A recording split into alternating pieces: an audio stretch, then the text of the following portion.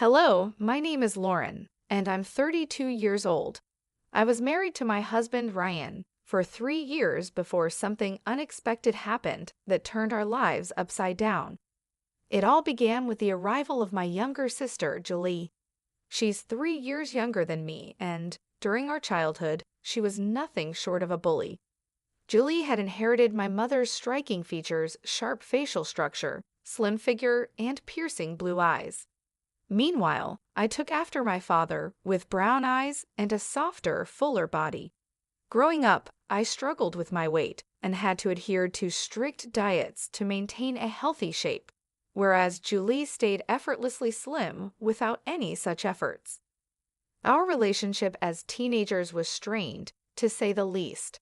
Julie always thought she was better than me and made sure I felt it. But I wasn't one to be easily pushed around. Our arguments often escalated into intense fights, far beyond typical sibling rivalry, and our parents frequently had to step in. When I left home for university, I felt a huge sense of relief.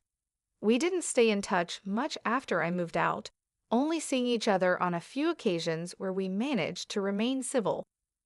One day, as I was finishing up work at the office, I received a surprising phone call from Julie. "Hey Lauren, it's Julie." "Julie, hi, what's up? It's been a while." "Yeah, I just got a job in Texas, but I don't have a place to stay yet. I'm new to the city, and it's my first time outside Maryland. Can I crash at your place for a few days until I find somewhere?" I hesitated, but then found myself agreeing. Okay. "Great, see you soon. Bye." I had moved to Texas after university for work and had settled down there. Even now, I'm not entirely sure why I said yes to her request. Julie was still single at the time, according to our mother. She hadn't found the right man yet, so she chose to stay single. When I got home, I told Ryan about the situation, and his reaction was pretty laid back. "As long as she doesn't cause any trouble for me, it's fine. We can set up the guest room for her," he said. I never told Ryan about the troubled relationship I had with my sister, Julie. To be honest, I was too embarrassed to bring it up. I wanted to leave the past behind and never mentioned it to anyone. At first, when Julie moved in, she didn't cause any trouble. She mostly stayed in her room and kept to herself. But over time, I started to notice that she was getting closer to Ryan. It had been almost 3 weeks since she came to stay with us, even though she initially asked for just a week. I knew how hard it could be to find a place in the heart of the city, so I couldn't just ask her to leave. One day, I came home and found Ryan and Julie sitting comfortably on the sofa, chatting and snacking together. It caught me off guard because it was the first time I'd seen them spending time together like that. Ryan usually came home late from work, so it was surprising to see him there early. "What's going on, guys?" I asked. "Hey, Lauren, Julie and I were just talking about our college days. Your sister is really fun," Ryan said with a grin. I smiled and nodded, trying to hide my unease. I was actually thinking maybe Julie should stay with us instead of finding another place, Ryan suggested. "We have a spare room anyway, but she's worried you might not like the idea." "If you're okay with it, then so am I replied. "She's my sister, after all." "But Ryan, how come you're home so early?" "I wasn't feeling well, so I took a half day and came home this afternoon. Julie was really sweet and made some hot soup for me. I'm feeling much better now," Ryan explained. "That's nice. Thanks for taking care of him, Julie," I said, trying to sound genuine. "Of course. Besides, Ryan is really fun to be around. You're lucky to have found such a charming man with money," Julie teased. "Excuse me," I said, feeling a bit taken aback. "I was just joking, Lauren. Relax. You still don't get my jokes, do you?" Julie laughed. "Oh, you got her, Julie. Look at her face," Ryan chimed in, both of them laughing like school kids. I forced a smile and excused myself, heading to my room. Deep down, I wasn't sure if letting Julie stay with us was a good idea. I had this nagging feeling that she was still the same person who couldn't stand anyone having a better life than hers. But I couldn't bring myself to say no to her just based on a hunch. They say instincts are like guardian angels, and mine were screaming that something wasn't right. Ryan seemed to be increasingly fascinated by Julie, her fashion sense, her diet plans, her habits. It all felt off to me. I eventually confronted Ryan about his growing closeness to her, but he just brushed it off. "Don't be jealous, I'm just being a good host to your sister," he said dismissively. But my instincts told me there was more to it than that, and I couldn't shake the feeling that trouble was brewing. I started to notice a change in Ryan's behavior over time. He became irritable at the smallest things, and never missed a chance to criticize me, whether it was about my fashion choices, eating habits, or anything else. He would often say things like, "Lauren, you should really consider updating your wardrobe. Maybe you could take some fashion tips from your sister." I'd respond, "Thanks for the advice, but I think I have a pretty good sense of style, and I'm comfortable with the way I dress." But he'd snap back, "You're just jealous of Julie, aren't you? She's only 3 years younger than you, but she looks so much more youthful and attractive. Looks like you're too fascinated by my sister, aren't you?" I'd reply, feeling the sting of his words. "Damn, I think I married the wrong sister," he once joked, but there was an edge to his voice that made it clear it wasn't just humor. I shot him a look of frustration, but he just shrugged it off. "Come on, I was just kidding. Relax, honey." His so-called humor felt like a constant jab, and it didn't take long for Julie to join in. Together, they made me feel like an outsider in my own home. The situation escalated 2 weekends when I was getting ready for an office party. I chose to wear a red gown that I thought looked stunning. "Wow, that's a beautiful red dress," Ryan remarked. "It would look absolutely fabulous on you, Julie." His words hit me like a punch to the gut. Julie, lounging on the sofa, smirked and added, "Lauren's just wasting her money on these dresses. I mean, why spend so much when you're going to look ugly no matter what you wear? I feel sorry for you, darling." I couldn't believe what I was hearing. "Are you both out of your minds? Do you even realize how hateful and cruel you sound?" Ryan dismissed my reaction, saying, "Honey, you're overreacting. I just meant you shouldn't waste money on clothes that don't suit you. You should wear something more appropriate for your age, something more comfortable." "Comfortable?" I shot back. "You're only a couple of years younger than me. Besides, it's my choice what I wear. You have no right to dictate that." Julie chimed in with a smirk. "Such a narcissist, aren't you? Ryan, how did you even fall for her? Doesn't she look older than you?" "Well, she is 3 years older than me," Ryan admitted, his tone almost teasing. "Wow, that must be why we get along so well, Ryan," Julie joked. "Don't worry, Lauren. People like us just don't get your fashion sense." They both started laughing, sharing in their twisted camaraderie. That was the last straw for me. "Enough," I shouted. "How dare you both sit in my house and gang up on me like this? How dare you speak to me with such disrespect?" Julie's expression darkened, and she shot back, "You're so insecure, Lauren. Are you seriously accusing me of trying to mess with your husband?" "Don't you dare twist my words," I warned. "I'm not like you, desperate and willing to do anything to get what I want." The tension in the room was palpable, and I knew that things would never be the same. The bitterness and betrayal had driven a wedge between us that couldn't be easily repaired. I stormed out of the house, fuming with anger and cursing myself for ever letting Julie stay with us.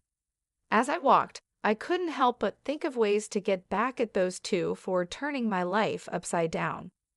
The next day, Ryan approached me with a request that was both surprising and infuriating. "Hey, I think we should give our bedroom to Julie," he said casually. "What? Why on earth would you suggest that?" I snapped, barely able to contain my frustration. "Well, Julie's been complaining that her room is too small, the mattress is uncomfortable, and she doesn't like the fixtures in the guest bathroom," he explained. "Isn't that a bit much?" We've given her a place to stay, and instead of being grateful, she's nitpicking everything. There's no way I'm giving up our bedroom for her, I shot back. Come on, she's a guest. We should do our best to make her comfortable, he insisted. Technically, she's not a guest anymore since you've invited her to stay permanently. Even if she were a guest, the guest room is exactly where she should be, I responded, holding my ground. Ryan's face darkened with annoyance. Julie was right, you're insecure and selfish, he said before storming out of the room. I was exhausted by their constant demands and mind games. My sister had always been jealous and spiteful, unable to tolerate anything good happening to me. Our bedroom was larger and more comfortable than the guest room, and it seemed like she couldn't stand that fact. I had noticed her snooping around in my room, checking out my wardrobe, but I never imagined she'd go so far as to ask Ryan to switch rooms. This incident made me rethink all the little things I'd brushed off before. Sometimes my wardrobe looked different, with clothes that had been neatly ironed now wrinkled, and my makeup items left in disarray. I became certain that Julie was sneaking into my room while I was out, but I needed solid proof before confronting her. I decided to vacuum the room thoroughly, hoping to find some evidence. Halfway through, I discovered something that confirmed my suspicions: Julie's ring, lying beneath the bed. That small discovery set off a whirlwind of thoughts in my mind. Why was she sneaking into my room? Was she stealing from me? Or was there something more sinister going on? The idea that she might be having an affair with Ryan crossed my mind, and I knew I needed to confront her in front of him to gauge his reaction. Later that day, I approached her with the ring in hand. Julie, while I was cleaning the bedroom today, I found your ring beneath my bed. Here, you might want this back, I said, watching her closely for any sign of guilt or surprise. I handed the ring to her. Oh, thank goodness you found it. I've been looking for this for days, Julie said with a calm smile. I watched them both carefully. Ryan looked confused, while Julie remained surprisingly composed. How exactly did your ring end up in my bedroom?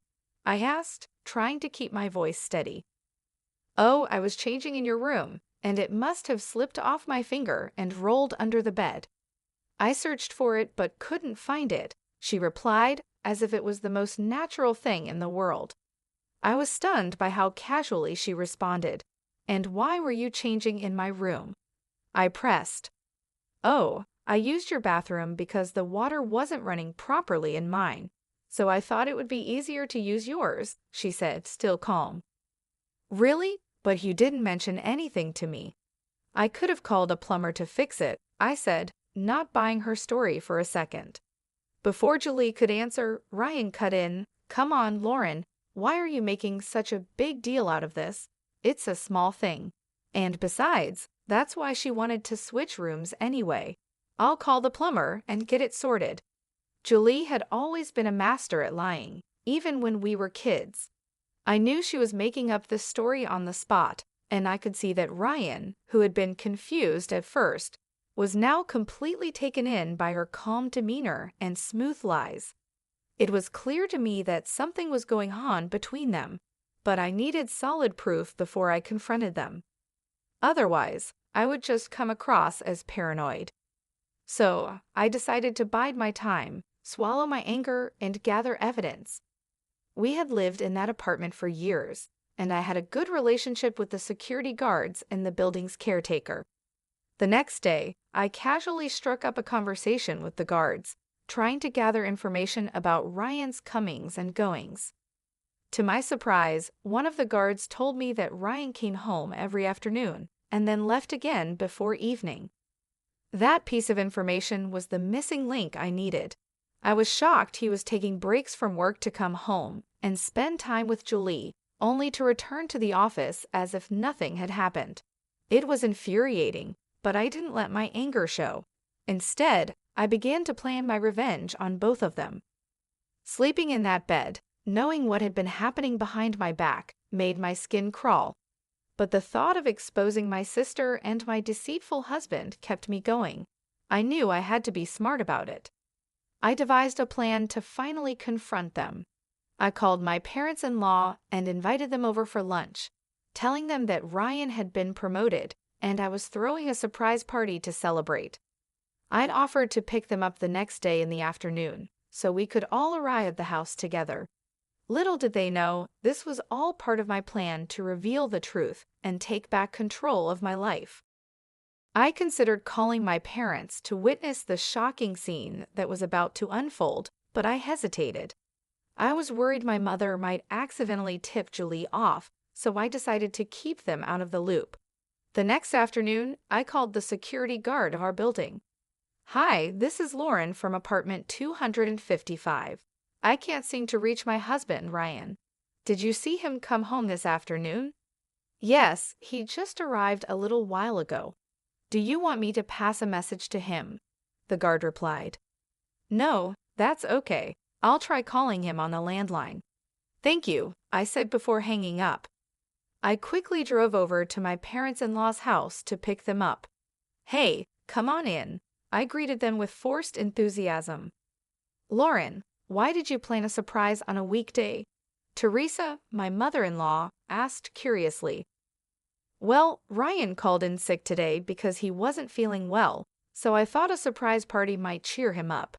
He'd love to have you both here to celebrate with him," I explained, trying to keep my voice steady. "Oh, I'm so happy for him," Teresa replied, smiling. I hurried them into the car and drove back to our apartment as quickly as I could.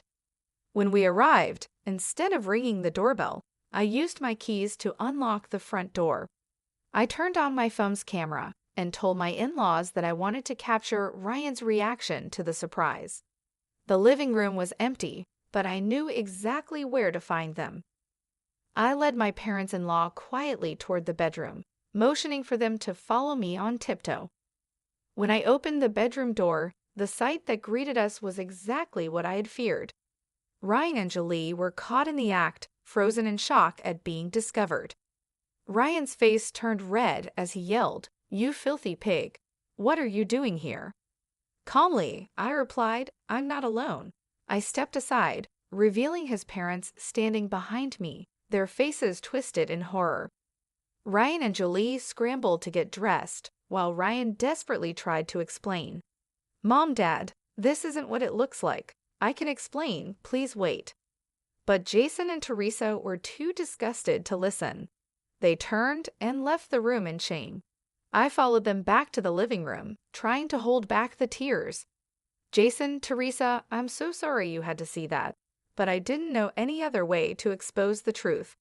Ryan is your son, and I knew you wouldn't believe me unless you saw it with your own eyes." Teresa shook her head, clearly struggling to process what had just happened. "I don't even know what to say. I feel so disgusted I could throw up." Just then, Ryan rushed into the living room, his voice desperate. "Mom, please let me explain. This is a misunderstanding. Both of these sisters are trying to frame me." But Jason cut him off sharply. "Shut up, Ryan. Just shut up. Don't act like you're some innocent child who can be easily tricked. We saw exactly what was happening, and there's no excuse for it." Ryan stood there, speechless, as the weight of his actions settled in, and I knew that our lives would never be the same.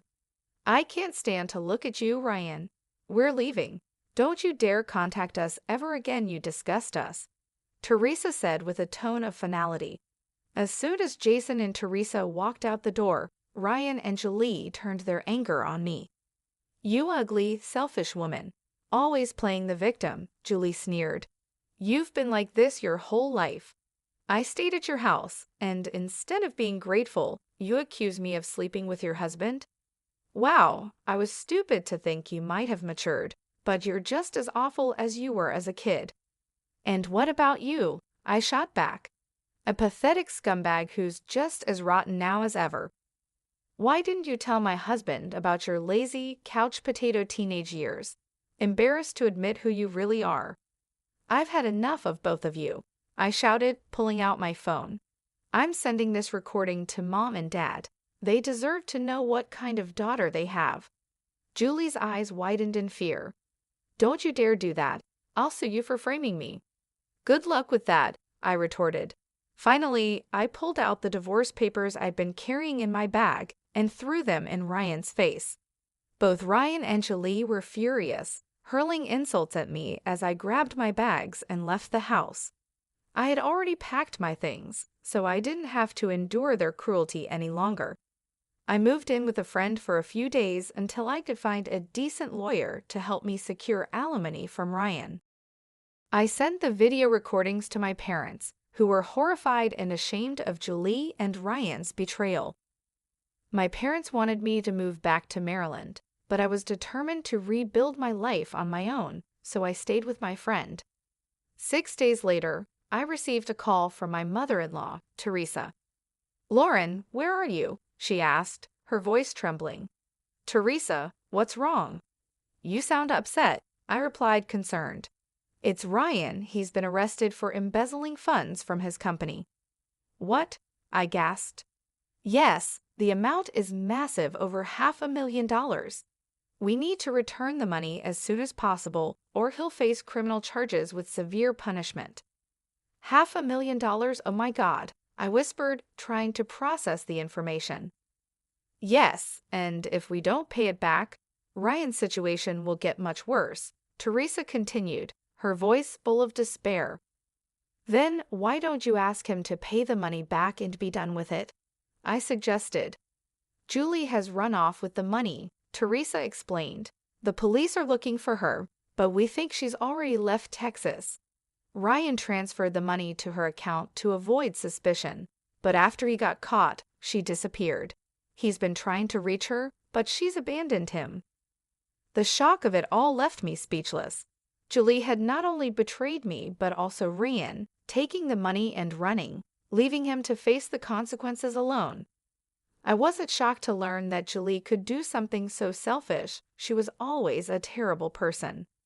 "Teresa, I understand what you're going through, but after everything I've seen, I'm afraid I can't offer any help to Ryan.